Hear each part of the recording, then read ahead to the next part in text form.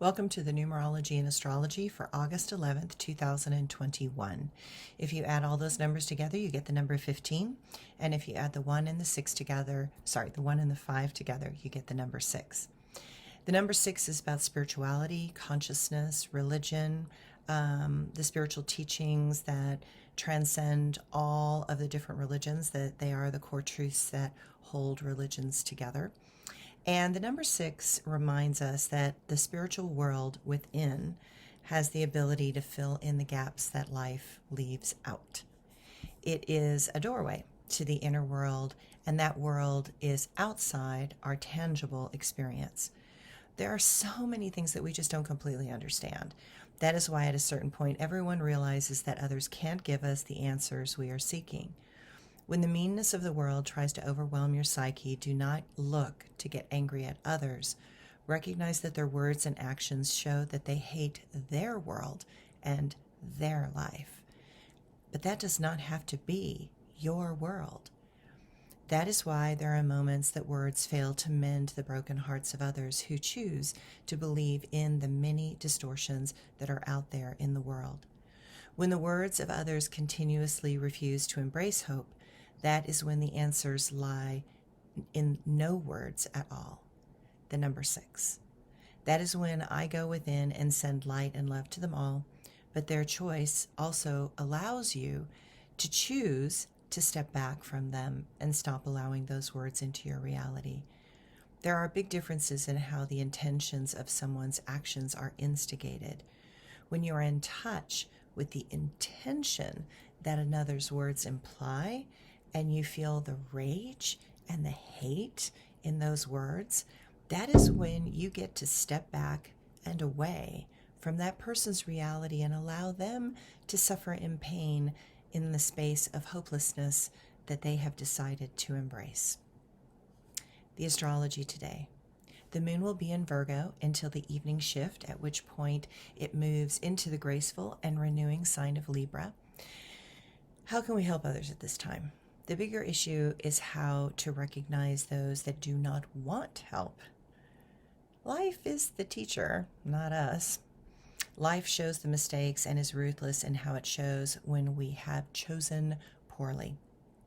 While knowledge is helpful, experience is king when it comes to making choices that will stand up against the onslaught of time. Age does not necessarily give wisdom, but we hope that life experience gives a practicality and a common sense that is grounded, that help our thoughts, actions, and words. Venus minorly squares with Saturn and then will trine with Pluto. Many things are quaking below the surface. Many things will cause us to relate in ways that may or may not support improvements in our current situations. Anxiety is bubbling up as we sense the troubles that continue to mount in a world burning up and one that is clearly out of control.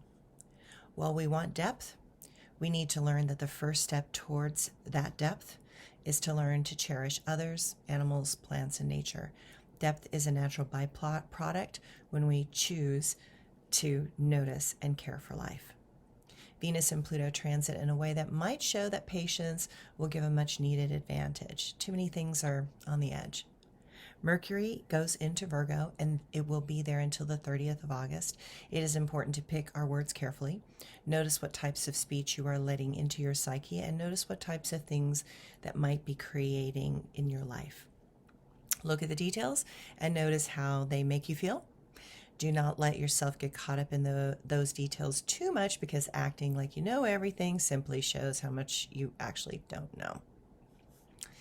My quote for today. I aligned with the sun and touched the sky. I understood that life never just stands by. I let the light touch my heart. I learned that minds think they are very smart. I fear for those whose hope is lost. I recognize that such a choice comes at a cost. It is not measured in a nickel or a dime, but in the bells that toll from the deaths that climb. I hear those plaintive sounds that wail, those lives cut short on a massive scale. I am not in charge of who lives or dies. I can only share wisdom and try to apprise. Too many are losing too much. So be very kind and speak with a soft touch. Okay. Somehow I've got an itch today. Sorry. Okay, now my blog for today. Never have our choices become so clear. Never have lives become so dear. I remember the angels telling me about this time when I was young and in my prime.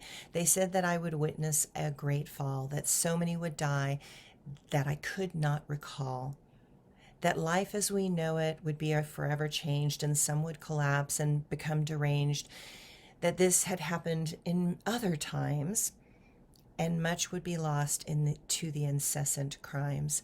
But hope would live in those precious few who made a choice to protect and attend to those things that matter in life the most, and chose to protect truth rather than the grandiose. I have learned that in my life, we all make choices. I have learned that I cannot stop anyone from their karmic process. I have learned that it matters not if I am right or wrong. I have learned that egos only get in the way of witnessing those things that hurt our heart. Because of those truths, I know that the pain that humanity repeatedly chooses has nothing to do with me. Because of those truths, I have to watch too much suffering. Because of those truths, my ego cannot just walk away. Because of those truths, I cannot keep my heart out of the fray. Egos make things black and white. They are a part of the duality that exists in this reality.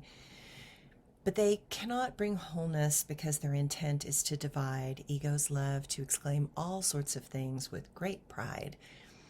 I am asked again and again to witness the trauma and pain of a world that refuses to do what is right for all.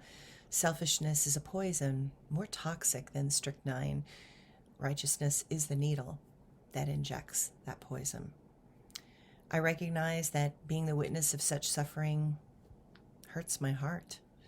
I know that it will eventually break me and allow me to restart. It matters not in the bigger scheme of things. It shows that life will continue and begin again. I do not worry that my eyes will see so many that do not care. I have learned to watch and wonder while I stare. My eyes cry tears for those who cannot cry. My eyes will show the depth of my heart even when I die. Within the spaces of nonlinear time, we will gather again because there we do align. We seek to get more love into this place. We seek to learn how to shift hate into grace. Thanks, everyone.